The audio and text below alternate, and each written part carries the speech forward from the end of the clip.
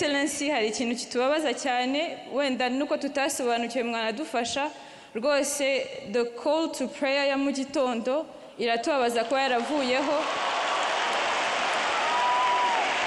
Azana kuriya bahamagara abantu ngo bajye gusenga ntago bikibaho mu gitondo ntabwo bibaho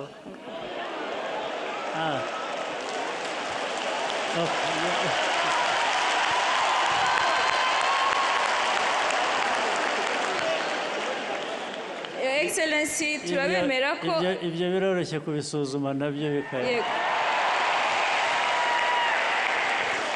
indangagaciro z'umunyarwanda na kirazira bya kinyarwanda naho bitanenja Islam ahubwo Islam inarenzaho turabemera ko muduhaye urubuga Islam nukuriza dufasha ari mu kugira isuku ari gukora business neza ari kwita ku baturage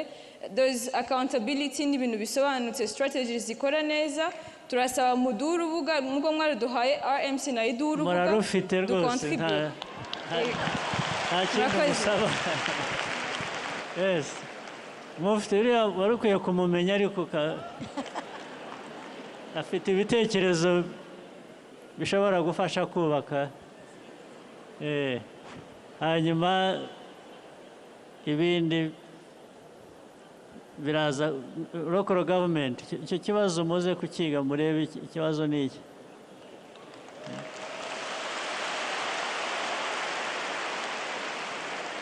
murakoze cyane mutinya Bakangura mu gitondo ni iki ubundi ariya masaha niyo yo gukanguka n'ubundi